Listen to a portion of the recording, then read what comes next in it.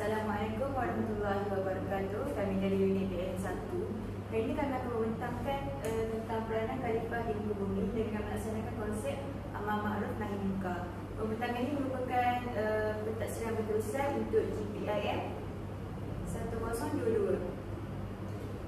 Kepada kami terdiri daripada 3 orang. Saya adalah Musyidah binti Berwisam, Farah Natasha Alia binti Nasuha dan Nurliana Akikah binti Zakaria.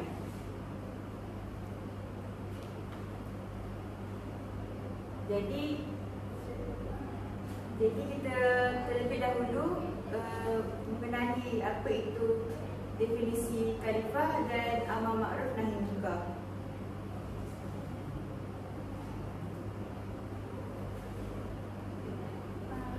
Apa itu khalifah?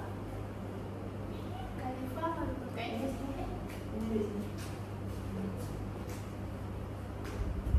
Apa itu khalifah? Perkataan khalifah berakar dari kata khulafa yang bermaksud di belakang. Khalifah sering diartikan sebagai pengganti. Dengan kata lain, khalifah ini merupakan generasi manusia yang dipilih oleh Allah SWT sebagai penggantinya untuk mentadbir, mengurus dan memakmurkan muka bumi ini dengan menjalankan syariat Allah, sama ada peringkat peribadi, keluarga, masyarakat, negara ataupun antarabangsa. Peranan manusia sebagai hamba. Peranan yang pertama, mengabdi dengan banyak amalan khusus. Amalan khusus ni terbahagi kepada 2, sama ada fardu ataupun sunat. Bagi fardu, terdapat fardu ain seperti salat fardu, mengeluarkan zakat dan menunaikan haji. Bagi fardu kifayah pula seperti solat jenazah. Bagi amalan sunat itu seperti solat sunat, puasa sunat dan sebagainya. Bagi mengabdi dengan banyak amalan khusus terdapat dalam ayat Al-Quran, iaitu yang bermaksud mereka tidak disuruh kecuali supaya menyembah Allah dengan memurnikan ketaatan kepadanya dalam agama dengan lurus, dan mereka supaya mendirikan solat dan menunaikan zakat, dan yang demikian itulah agama yang lurus. Surah Al-Bayyinah ayat 5. Yang seterusnya, menjalani hidup dan bermuamalat mengikut syariat Islam. Muamalat di sini merujuk kepada urusan seharian manusia yang berkaitan dengan aspek ekonomi dan sosial. Yang ketiga pula ialah tanggungjawab sebagai hamba. Peranan sebagai khalifah pula ialah menjadi rahmat kepada alam.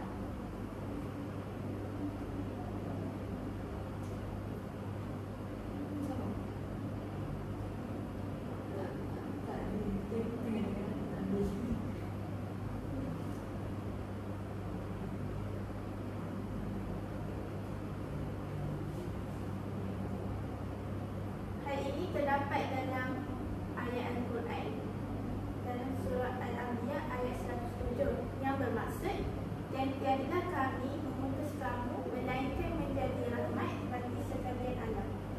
Dan terakhir, menjalankan tugas dengan adil dan mengikut syariat Allah. Hal ini ditunjukkan dalam ayat Al-Quran di surah Al-Ma'idah ayat 8 yang bermaksud, hai orang-orang beriman, hendaklah kamu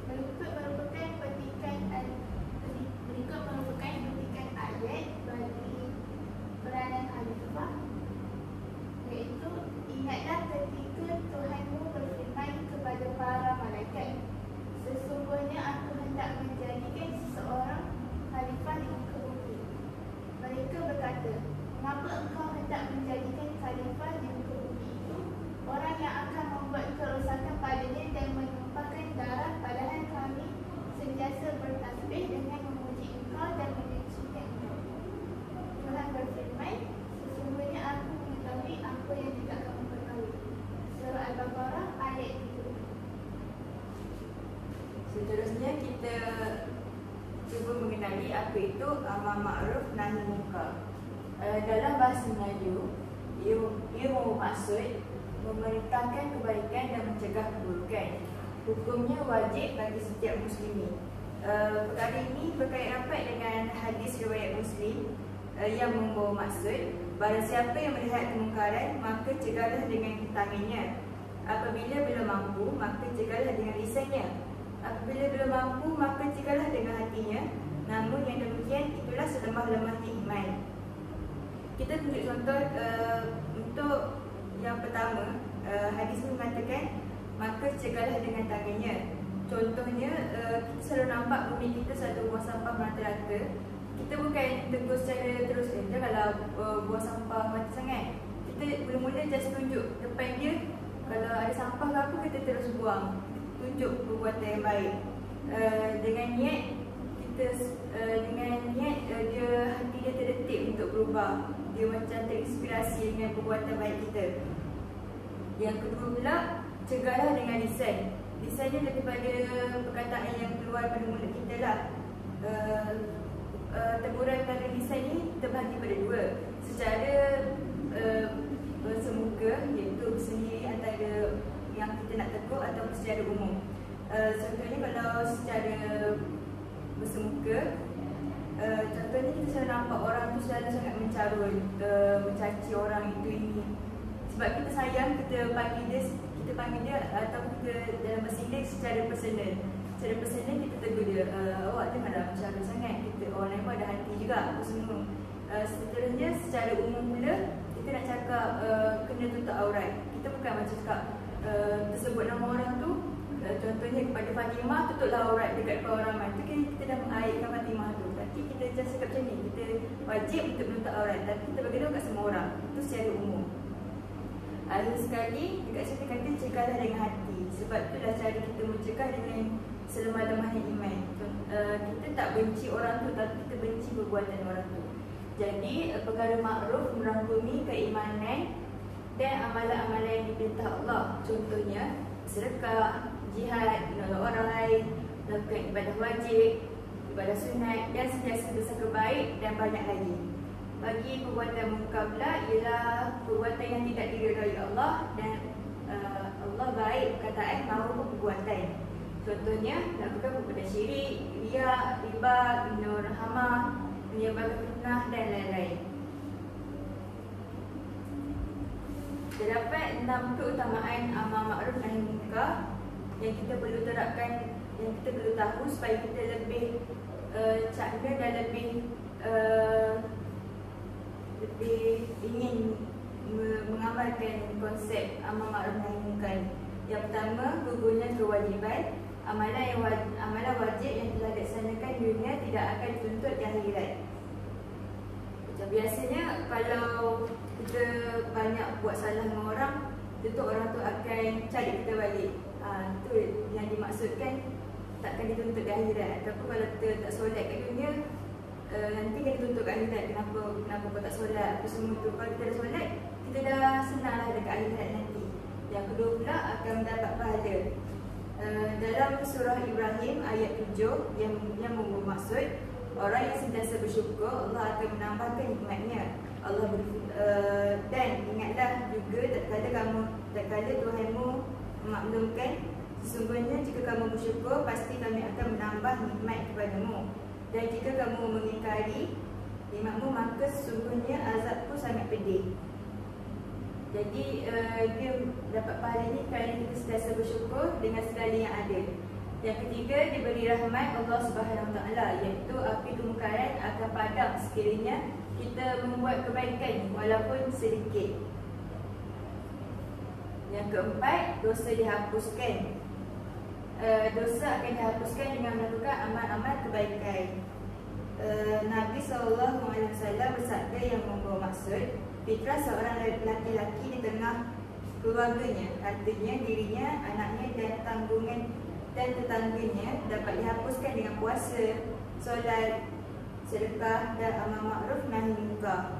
Jadinya sekiranya kita tahu kita banyak dosa, jadi kita tambahkan lagi amalan-amalan lain, amalan-amalan sunnah yang dapat menampung, yang dapat dapat jadi saham di akhirat nanti.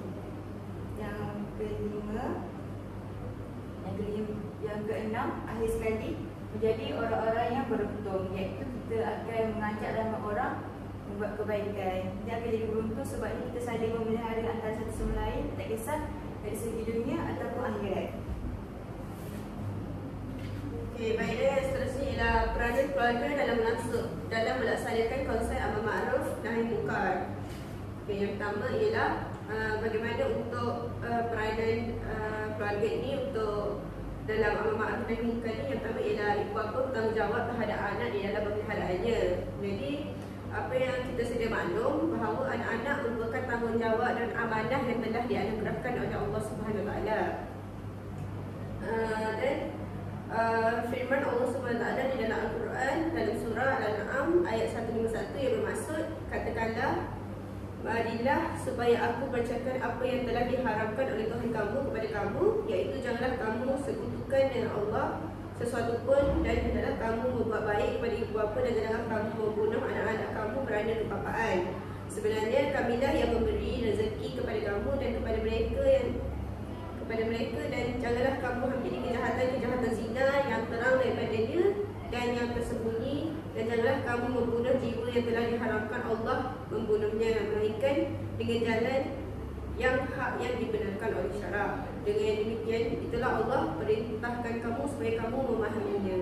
Jadi apa yang kita dapat lihat ni, anak-anak ni merupakan salah satu daripada rezeki daripada Allah kepada ibu bapa kita.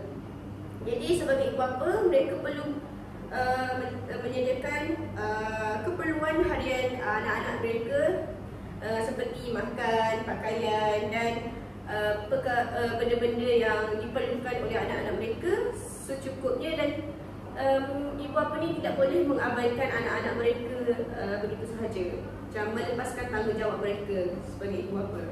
Yang seterusnya ialah peranan seterusnya ialah anak wajib diasuh dengan tarbiyah Islam. Jadi sebagai ibu bapa, kita perlulah mendidik anak-anak dengan ilmu agama yang betul menurut Al-Quran dan As-Sunnah. Jadi apabila kita mendidik anak-anak kita dengan melakukan perkara-perkara yang baik dengan agama yang betul, jadi ia akan dapat melahirkan seorang anak yang soleh, dan ia akan sekaligus menjadi saham akhirat yang berterusan kepada ibu bapa. Jadi Nabi Muhammad SAW telah bersabda di dalam sebuah hadis yang bermaksud, apabila seseorang anak itu meninggal dunia, maka terputuslah amalannya kecuali 3 perkara, iaitu sedekah jariah, ilmu yang dimanfaatkan dengannya, dan anak soleh yang mendoakan untuknya. Hadis riwayat Muslim. Jadi apa yang dapat kita lihat, apabila kita mempunyai anak yang soleh, mereka akan terus mendoakan ibu bapa mereka apabila mereka sudah meninggal ataupun masih hidup, dan amalan itu akan berterusan sehingga akhirnya. Dan ketiga pula ialah ibu bapa perlu menegur anak-anak daripada melakukan larangan Allah. Jadi apabila anak-anak melakukan perkara-perkara yang tidak baik atau melakukan larangan Allah, ibu bapa wajib menegur anak-anak mereka supaya kesalahan tersebut tidak diulangi lagi.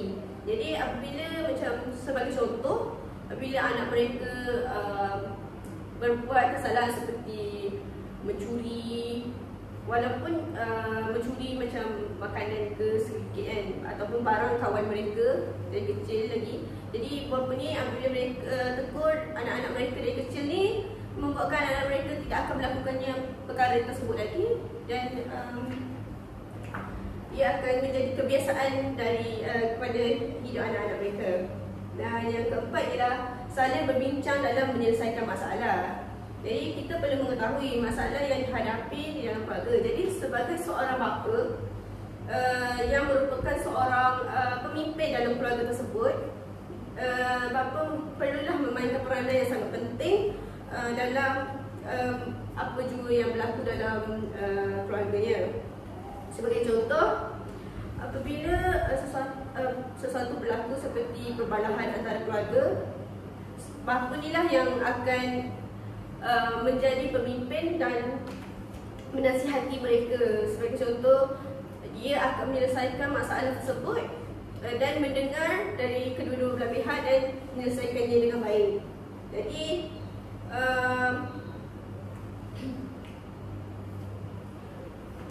yang seterusnya ialah mengapa kita perlu mengamalkan konsep amal ma'ruf ini dalam keluarga. Jadi yang pertama sekali ialah melahirkan anak yang soleh, seperti yang saya beritahu tadi. Yang kedua ialah melahirkan anak yang bermanfaat kepada masyarakat, kerana apabila sebagai contoh kita tegur anak kita dari awal kan, jadi mereka tidak akan melakukan kejahatan tersebut dan akan bermanfaat kepada masyarakat dan berguna pada masa depan. Yang ketiga ialah melahirkan keluarga yang bahagia. Hal ini kerana apabila keluarga itu berada dalam keadaan harmoni, jadi ia akan melahirkan keluarga yang bahagia kerana tiada perbalahan atau kesalahfahaman antara mereka. Dan yang keempat ialah dapat menjaga hubungan silaturahim.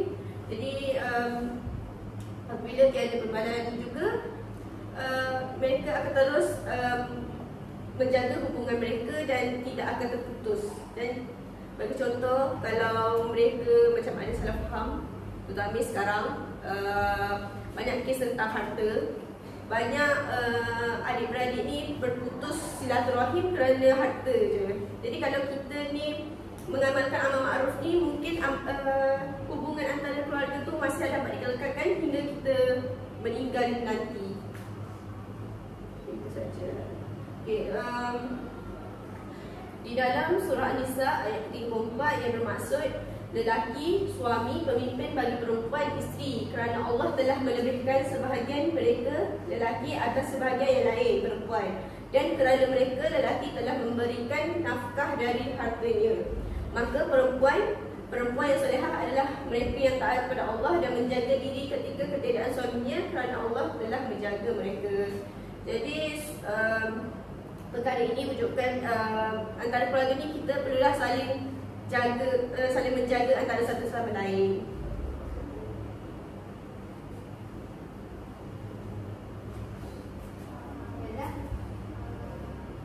Untuk menentukan peranan masyarakat dalam menetapkan konsep amal ma'ruf nahi munkar.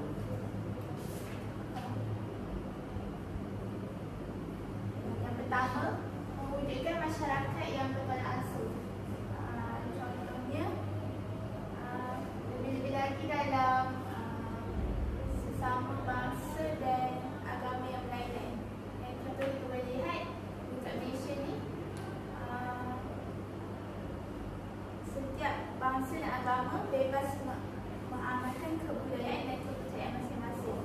Jadi kita sebagai masyarakat hendaklah menghormati perbezaan dalam kebudayaan dan kepercayaan antara kaum yang berbeza. Jadi pertelikahan dapat dielakkan, seterusnya memberi suasana yang harmoni kepada masyarakat. Yang kedua pula, mewujudkan masyarakat yang bersatu padu. Contohnya, masyarakat boleh menyambut hari kemerdekaan secara beramai-ramai. Selain itu, masyarakat juga boleh mengadakan rumah terbuka. Contohnya ketika perayaan Hari Raya Aidilfitri. Jadi kaum-kaum lain juga boleh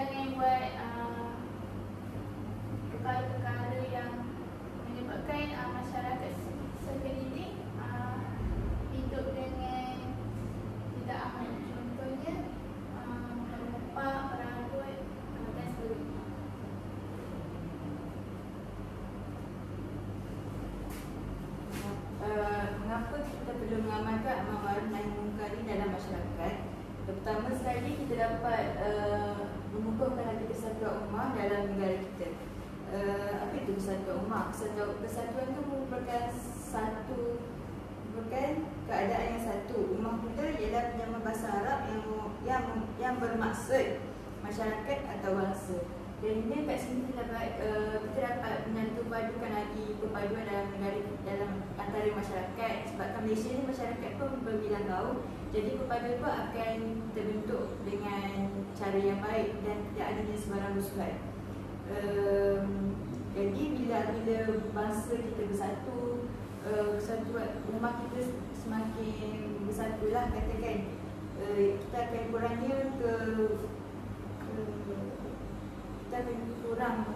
berlaku kacau bilau dalam antara masyarakat atas sebab rasism ataupun bergaduh sebab agama. Yang kedua, menjadi masyarakat yang lebih bertakwa. Lepas tu amar ma'ruf nahi munkar ni bukan sahaja berlaku antara muslimin dan muslimat saja, tapi boleh juga diamalkan dengan sahabat-sahabat kita yang bukan Islam, seperti mengajak mereka jangan mencuri, jangan minum arak, ataupun kita boleh tunjukkan contoh-contoh yang baik yang umat Islam amalkan supaya mereka nampak keindahan agama Islam yang sebenar. Yang kedua, kasih sayang antara masyarakat dapat dipupuk. Amar ma'ruf nahi munkar ni lebih kepada membuat teguran sebenarnya. Nasihat teguran adalah tanda sayang. Sebenarnya kita tak boleh rasa malu kalau ada orang tegur kita, malah kita kena lagi bersyukur dengan teguran yang diberi oleh orang lain. Sebabnya Allah nak selamatkan kita daripada tersasar jauh daripada pemerintahan, daripada apa benda tu? Daripada jalan yang lurus. Tapi kita kena takut kalau tak ada orang pun tegur kita. Sebabnya kalau tak ada orang tegur kita, Allah macam dia akan jadi kita lalai dengan duniawi. Lepas tu lagi takut kalau berlakunya istigraj. Yang ketiga, dapat mengajak antara satu sama lain menjauhi kemungkaran ataupun larangan Allah SWT. Akhir sekali tidak memudaratkan diri di dunia dan di akhirat.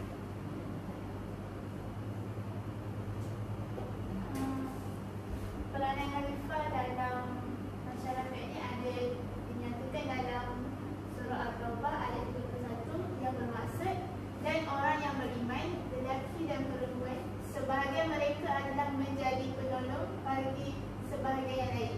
Mereka menyuruh yang ma'ruf, mencegah daripada yang munkar, mendirikan solat, menunaikan zakat, dan mereka taat kepada Allah dan Rasulnya. Mereka itu akan diberi rahmat oleh Allah. Sesungguhnya Allah Maha Kuasa lagi Maha Menyaksikan.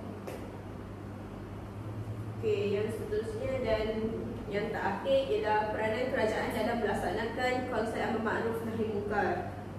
Okey, sebenarnya kerajaan yang teguh dan baik ini datang daripada ciri-ciri pemimpin itu sendiri. Jadi dalam amar ma'ruf ni kita perlulah memilih pemimpin yang beragama Islam, mempunyai amanah dan mencontohi kepribadian Nabi Muhammad itu sendiri dalam memerintah.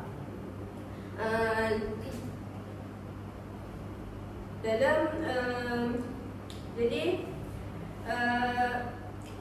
sebuah kerajaan ini juga merupakan tanggungjawab bagi seseorang pemimpin itu. Dan Rasulullah SAW bersabda dan hadis yang bermaksud, setiap kamu merupakan pemimpin dan kamu semua bertanggungjawab terhadap orang di bawah jagaanmu. Seorang pemerintah ialah pemimpin dan dia bertanggungjawab terhadap rakyatnya. Jadi kita dapat dalam hadis muttafaq alaih.